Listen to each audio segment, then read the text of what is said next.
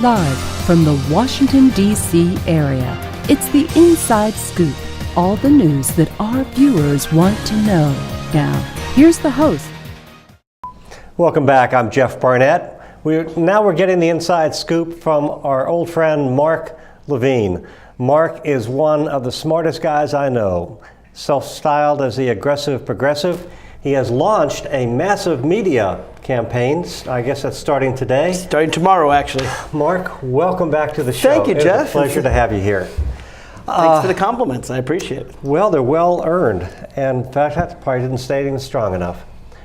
Well, I talked about the media buy. Let's talk about money in politics. That is a major issue. It is. Citizens United, voting rights. I mean, ironically, that's what my ad's about. It's about getting money out of politics. You have to pay money to get money out of politics. It's a complete contradiction, but you do. That's unfortunate. It reminds me of Gorbachev. He had to sort of work within the system to try to dismantle the system. There's way too much money in politics. Right. And with the Citizens United decision, people like the Koch brothers, those two brothers have spent more than every single union in all of America in 2012. So all the millions, tens of millions of unionized workers, they gave, $10 or $20 or maybe $50. I doubt it was that high. And all the tens of millions together couldn't spend as much as these two very rich oil barons. We've got to get big money out of politics. And how do we do that? Well, Citizens United is a great place to start. Look, in order to overturn it, we need a constitutional amendment. Although, obviously, if we elect Democratic presidents enough, we can finally have a court that respects the Constitution, which, as you know, I carry with me wherever I go. Though I've got things in it now because of the campaign. I've got other things in my pocket. But that plus the McCutcheon decision, which basically allows a few people to spend so much money to control all of our politics. So that's the long way out of it. The short way out of it, though, I think, is the Disclose Act, which is a proposal the Democrats have put forward that said, you know what, you want to buy our politics? At least disclose it. Let us know where the money is coming from. And then we know whether, you've got some corporation that's supporting your campaign or some, who knows what, some rich person. One of the things I found extraordinary, the Republicans, as you know, running for president, there's the Iowa caucus, there's the New Hampshire primary, there's a new one now called the Sheldon Adelson primary. And that occurs for the Las Vegas magnate, the great casino multi-billionaire, one of the richest men in the United States. And he's holding his own primary. And the Republican candidates for president of the United States are each appealing before him. I don't know whether they have to bow or curtsy. I don't know if that's a requirement at the Sheldon Adelson primary. But they're all flying out there and basically begging him for money. And I'm going around, I'm talking to voters all across the 8th Congressional District. It's great to meet so many people. The idea that candidates for president of the United States have to all bow down to this one man and spend all these hours trying to get his money. Somehow I don't think they're spending the same amount of time in Harlem or in Alexandria, for that matter. It's Senator Reid, the Senate Majority Leader, is actually a big fan. Well, Sheldon Adelson is from Nevada, and I'm sure Harry Reid has gotten his share of funds. Look, I'm not saying it's only the Republicans. This is both sides. This is both parties. The pernicious effect of money in politics. I support what they do in Europe, which is simply have public funding of campaigns. And, it wouldn't be that hard to do. Just what I would do is I'd allow people to take it off their taxes. It wouldn't cost people what would be the cost? Right now, we allow a $3 checkoff mark for the presidential campaign. I would allow a $10 checkoff mark, and I'd let people decide where that $10 goes. So you can't put it in your pocket, but you can decide, all right, I want it to go to Mark Levine running for Congress, or I want it to go to, who knows, some Tea Party person or a Green candidate perhaps. But if every citizen can direct those funds, and if you don't direct them, they go back to the Treasury, then we could have ordinary people having some of the same power as the Sheldon Adelsons of the world. There are 300 million Americans. Let's say there's 250 million adults. If each of them has $10 to spend, that's $2.5 billion. What a great counterweight to the billionaires who put a lot of money in campaigns. It's a creative idea, but then again, I like creative ideas. Well, another person who likes creative ideas is Elizabeth Warren. Yes, my role model. Yeah, and that's fascinating. You talk a lot about Elizabeth Warren, and you talk about Barney Frank. Right. It's in my ad. Which you can find at levineforcongress.com, by the way. There are other leaders, though, in the Democratic Party. Our own Senator Kaine and our own Senator Warner. But those are not my role models. And I like Senator Kaine. I like Senator Warner, but they're not my role models. What is it about Elizabeth Warren? Elizabeth Warren, she's outstanding. the thing about Elizabeth Warren is not only is she brilliant, and she's one of the smartest candidates in Congress, but she is tough. She is strong. She not only is very, very smart, which there are other smart people in Congress, but she goes out, she defends her principles. She doesn't figure out what will play in Peoria, so to speak. She doesn't figure out what can be done. She just says this should be done. And she's got logic to back it up, and she's tough, and she fights for it. And when people tell her no, she keeps fighting. And that's what I love about Elizabeth Warren. And that's why I style myself Elizabeth Warren Democrat. Too many Democrats, in my opinion, they look to see what can be accomplished. They say, well, the Republicans won't allow this, maybe they'll allow this, maybe they'll allow this. And before you know it, they've compromised so far that we have a Republican solution. To me, the clearest example is the Affordable Care Act. Right, Obamacare, right? Obamacare, it's ironic that it has his name attached to it. The Republicans first attached his name to it. Obamacare began as a Heritage Foundation proposal from the Conservative Heritage Foundation, which Mitt Romney, the Republican governor, put forward in Massachusetts. And actually the key point from the Heritage was the individual mandate. That's right. That was the thing they most wanted. Which is kind of the Satan within the bill today for many Republicans. Irony within ironies. So, look, I agree the Affordable Care Act is better than what we had before. It has provided millions of people with insurance that didn't have it before. So I'm not knocking it as a step forward. But the way I see it, what Elizabeth Warren did, or does, and what Barney Frank did, is we start where we live. We start with progressive values, and we live on our turf. And let me just give you a clear example. Universal care. Universal care is in 40 nations on Earth. Now, we are the richest country on Earth, and yet our life expectancy is 40th. There are 40 nations that live longer than we do. In the richest country on Earth, every single one of them has universal care. And countries in Europe, England, France, Italy, Finland, Canada, our neighbor to the north, Australia, New Zealand, Japan, they all have universal care. They all live longer than we do, and they pay half the cost. Right. They live longer than we do, they pay half the cost. What's the problem? I don't understand it. So I say, for people who don't want universal care, I say, you tell me why some poor kid should be sick and die. And I've even had tea partiers. They come on my show and I say, all right, I get it. You don't want universal care. You want some 6-year-old to die from some illness. Oh, we don't want that kid to die. You don't want the kid to die? Oh, so you'll give them emergency care, and then we talk about how emergency care is so much more expensive than preventative care. And I say, you can wait till someone has a heart attack, but heart medicine's a lot cheaper than heart surgery. But slow down now. Sure. How do you get the costs down without, what you're talking about, we spend 17% of GDP for healthcare, and it's heading towards 20%. And we're the highest of any industrialized nation in the world. The Germans, for example, French, the Brits, they're 8 to 11%. Japanese, about half. That's right. So how do you get these costs down? You get rid of the insurance companies. Did I lose some votes there? You get rid of the health insurance companies. I'm sorry, they're making a lot off the top. And hospitals, I'm going to lose some more votes. Hospitals charge an amazing fortune. But you know what? To me, it's about what's right, not about the votes. There's a wonderful article, you've probably read it, Jeff, Stephen Brill wrote in Time Magazine. It was the only issue of Time Magazine to be fully devoted to an article. If you haven't read that article, you have. Like 60,000 words or something, just immense. But you know what? It reads quickly. I read those 36 pages because it just describes detail after detail of $100 aspirins and someone who has indigestion and goes to the emergency room and then is charged $7,000 or something for Pepto-Bismol. The costs are not only extraordinary, they're almost made up. They're so ridiculous in cost. And they won't even tell you what those costs are. This happened to me, by the way. I wanted to change my health insurance plan a few years back, and I take cholesterol medication. And so I called the Blue Cross Blue Shield. I called the company, the same company. I was just changing plans within the same company. I said, how much will it cost for this cholesterol medication? Oh, we can't tell you. Right. I said, no, I'm looking at buying your plan. Just tell me what it costs on the new plan. We can't tell you that. I said, well, how will you know what to charge me? Oh, once you buy our plan, then we can tell you what we charge you. And I was thinking to myself, if I were in a drive-thru in a restaurant and I said, I'll take the hamburger, how much is it? Oh, we can't tell you after you buy the hamburger, sir. $100. What? Well, you bought the hamburger. I mean, no other industry is like this. And that's why no other country in the world suffers the way we do. But my larger point about progressive values, we should start where we live. And we should make them argue why it is in the richest country on earth, someone should be denied health care.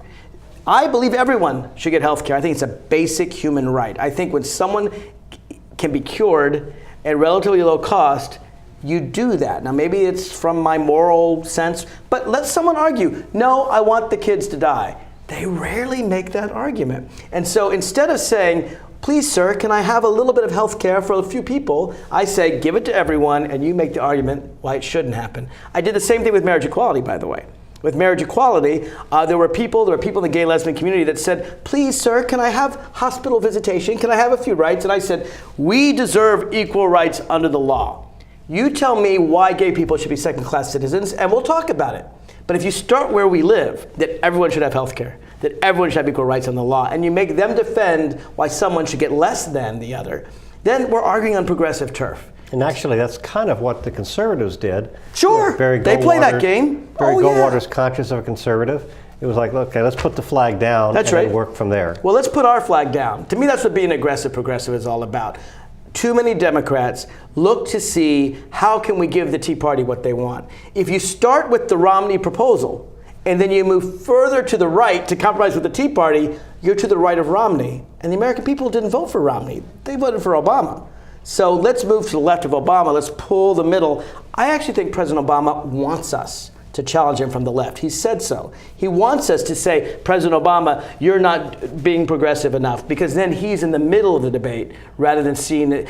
Now they look at the Romney proposal and they call it socialism. It just isn't, and we need to call it what it is. We've got a couple of minutes before the first break. The 8th Congressional District is relatively unique in the sense that it is right next to the Capitol. You're going to be sleeping in your own bed every night. You have a bully pulpit that you can use from this. That seems to be an immense both an advantage and a responsibility for whomever the 8th people elect to be their congressman. I agree with you. The representative of the 8th Congressional District is in many ways the federal representative. I mean, the representative from the District of Columbia has no voice, and it's unfortunate, and I of course support DC statehood and full representation for the District of Columbia. But barring that, we're the next best thing. In fact, I like to tell people I live within the boundaries of the old District of Columbia, because I do. I live in Old Town Alexandria. So many people in the 8th Congressional District work for the federal government, work as contractors for the federal government. There are a lot of veterans in the district. This is a very patriotic district. And one of the things that I've done for years now is I go out on national TV and I tell the people in Idaho and Texas how patriotic the people here are, because we get it here. I don't think they always understand it out there. Arlington National Cemetery is inside your district. Welcome back. I'm Jeff Barnett. This is the Inside Scoop. We're talking with Mark Levine, candidate for the United States Congress in Virginia's 8th Congressional District. For those of you not familiar with the 8th, it is Alexandria, Arlington, a little bit of Falls Church, and 44% of it is Fairfax County, really the area south of the Beltway, right along the Potomac. And within the Beltway, a good part within the Beltway as well. Mark, let's just kind of go down to some of the big issues. Sure. And let's do it. None of them are easy. NSA, Snowden. The other night at one of the debates, the question was, is Snowden a traitor or a hero? Where are we going with privacy? Where are we going? How much are we going to be letting the federal government have access to our personal information? Well, you ask me a question like this, you're going to make me take out my Constitution again, because the Fourth Amendment of the Constitution, which I read at the last debate, by the way, says the right of the people to be secure in their persons, houses, papers, and effects against unreasonable searches and seizures shall not be violated unless you have a specific warrant with probable cause. You have to get a court order to say that it's okay to get a warrant. There's no way you could spy on 300 million Americans and make it legal under the Constitution of the United States, unless all 300 million of us have done some kind of crime, and I don't think that's true. There's no reason to do it. When George Bush did it, I came on this show, on the Inside Scoop, and in fact, it's still the beginning of the Inside Scoop show that I hosted. Every single week begins, the government is spying on hundreds of millions of Americans. Does the president know this document, which he's sworn to uphold? And that was actually a critique on President Bush. So when President Obama did the same thing, I have to criticize him as well. It's not a Democratic-Republican thing. It's a constitutional thing. The president has no right. I don't care whether it's metadata. I don't care it's who we call. the government has no right to know how many times I call my mother. I call her a lot. She's fine, but it's none of their business. And it's really offensive. It's offensive to our Constitution, and it should be overturned. It should be illegal. As for Edward Snowden, we didn't need Snowden. I was talking about this back in 2005. Right. I'm glad it happened only because I'm glad American people are talking about it. I don't think Snowden went about it the right way. There are ways that whistleblowers should go through. You talk to your supervisor, you talk to your supervisor, you go all the way up to the President of the United States, and then if you don't get results, yes, absolutely, you go to the press. Let me go back here a little bit, though. When you're out knocking on doors, you're talking with people, are they upset about the NSA protocols? I don't get that a lot. No, I hear a lot about the environment. I hear about climate change. I hear about educational costs. I hear about income inequality. People are well aware that this is going on, and they kind of trust the government now. No, I don't know that it means they trust the government. I think it means that it's so amorphous and so large and so big brotherish, and people feel there's nothing they can do about it. It's like, oh, well, I guess they're reading all my emails. I can't do it. I think there's a certain hopelessness. No, they're not reading all your emails. I know, but they're reading the metadata. They're reading who you send the emails to. They're capturing the metadata. They're capturing it, and it's going in a massive database. Which can be abused, I got it. And at least according to Snowden, it is being abused. According to Snowden, they actually are going through and using it for illicit purposes. Now, we don't know if it's true. Like I said, if he'd worked within the system and stayed home, we could have found out if it's true. But we need court oversight of all of this. And I think that people are a little too lax with their privacy. I'm the kind of guy, I didn't want Google, monitoring all of my movements. I don't want the government doing it. It's just a basic freedom. It reminds me of the Stasi, East Germany. It's just not exactly what I think of in a free country. Okay. But to be fair, it's not an issue that many people bring up. It's true. Yeah. What do they bring up? Immigration. Do they bring up immigration? Some bring up immigration, absolutely. Most support immigration reform. Some don't. Some, even Democrats, don't. And then we get into a good discussion where I talk about immigrants being the lifeblood of America and the fact that the vast, vast majority of us are descendants of immigrants or immigrants ourselves or came on slave ships. But, as I said last night in the debate, 2 nights ago in the debate, the only people who have a right to complain are Native Americans. The rest of us have no right to complain about new immigrants. And what makes America great is the fact that we have all these cultures and ethnicities and religions and races here. Every other nation is based on some race, religion, ethnicity. And what makes America great is precisely all the creativity that comes from this mix of population. So I like very much the immigrants in America, and I very much support making it easier for them to be here.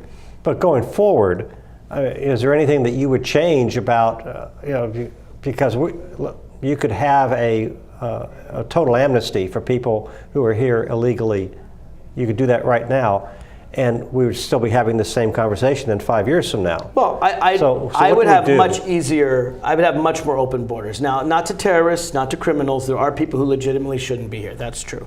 But in general, when my great-grandparents came here in 1906, more than 100 years ago, with no money, they came here to live the American dream. They also came because they were escaping religious persecution. But the point is, America was the place to go. And I don't think today's Mexican immigrants are any less hardworking than my great-grandparents' generation or the great-great-great-grandparents of other people here. I think every immigrant comes here and tries to work hard. And like I said, not the criminals, not the terrorists. But in general, it's too hard to get here legally. I was talking to a group of Filipino Americans, and I looked up how long it takes if you are legally here and you want to bring in a Filipino brother or sister legally here. They are now accepting applications from 1989.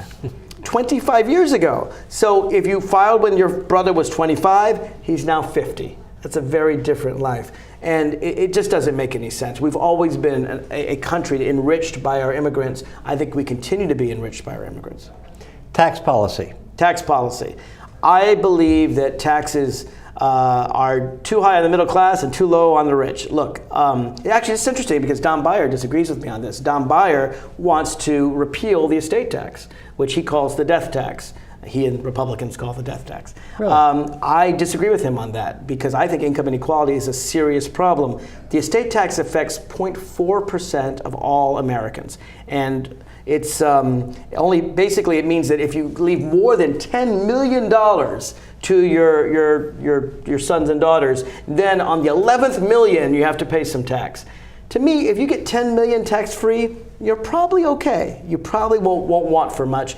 I'm much more concerned about the young girl growing up in the ghetto who, if she had food and education, she might have the cure for cancer someday. I don't believe that poor people are less morally than rich people. I don't believe that a child who is lucky enough to be born in a rich family is any better than a child who's unlucky enough to be born in a poor family. To me, this caste system is un-American. We ran against the crown. I mean, we did a revolution against dukes and earls and landed estates and barons. I don't know why we want to bring that back into a country where, well, if your father is rich, then you don't have to work, and your children and your children's children never ever have to work a day in their life. I believe that every American should have an equal chance to succeed. And so, that's why, like I said, I disagree with Don Beyer on the estate tax. I think that if very rich people don't pay this tax, who's going to pay it? Middle class people. They got to pay the money some way. So I'm very concerned about things like that. On Social Security, you are in favor of dispensing with the cap, is that correct? That's correct. I'm in favor of expanding Social Security. It's right here on my walk card. It's interesting, when the debate began, all the other candidates said they wanted to preserve Social Security, and I was the only one saying I wanted to expand Social Security. But I got to tell you, the other candidates were listening, because now a number of them are agreeing with me that they want to expand Social Security by lifting the cap. So the cap is $117,000, and basically right now, 94% of Americans pay 6.2% is actually what they pay into Social Security. And that's what most of us pay, and they may not even know that very rich people income. On earned income. Right, doesn't even count capital gains, and right. You're absolutely right about that. If you're a millionaire, you pay less than 1%. If you're a billionaire, you pay less than 1,000th of 1%. Now, I don't know why Donald Trump pays a much smaller percentage than his janitor of his income, but that doesn't make any sense. It's a regressive tax. So if we lift the cap, we not only have enough money to ensure Social Security for 100 years, easy, but enough also to expand it so that no one who's worked 40 hours a week all their life has to have old age and poverty. No one should have to do that. Right. And now some other candidates have adopted that position. I'm glad to see it. I'm pushing them to the left. There's a question I asked Derek on the first part of the show as to why he thought he was the best qualified candidate to represent the 8th District in Congress. Why do you believe you're the best qualified candidate? Number of reasons. For one thing, I've worked in the federal government.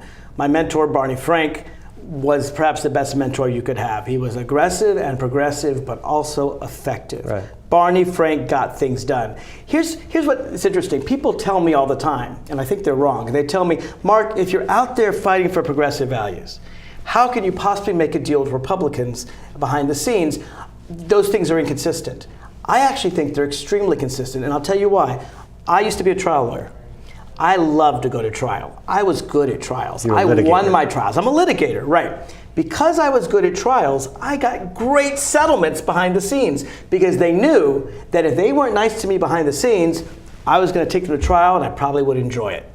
I do the same thing in the media. I go on hundreds of TV shows, national, as you know, I've been on Bill O'Reilly's show, Megyn Kelly's, Fox, MSNBC, international. I've done thousands of radio shows.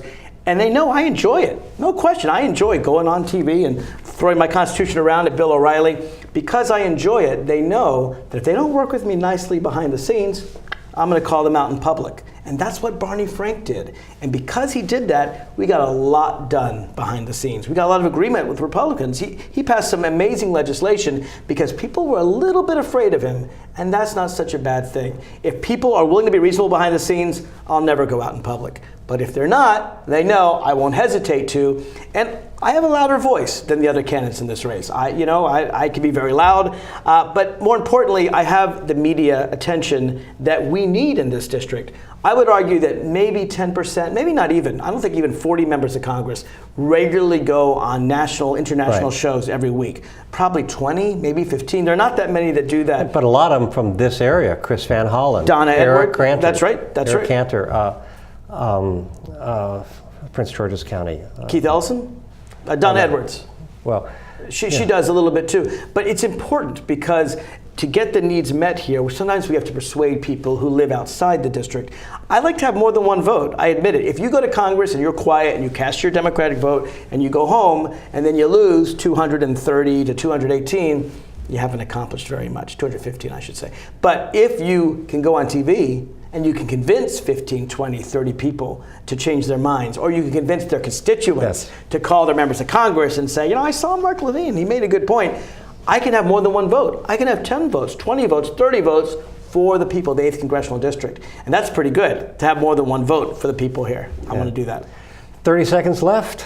So last words for our audience. I would say the last words are that it's basically going to come down to Don Beyer and myself. And we're very different people. And he's a good man, he's a nice man, he's more from the moderate conservative Democratic school. I'm from the aggressive progressive school. In the 8th Congressional District, you have a choice in this primary. You have a choice among Democrats. Make that choice on June 10th, because we may sit in this seat for 10, 20, 30 years the way Jim Moran did. The primary on June 10th is your chance to choose whether you want a fighter or someone who goes along to get along. Those are nice people, but I'm a fighter. Thank you, Jeff. Mark, it's marvelous to have you here. It's always a privilege to be here. Thank you.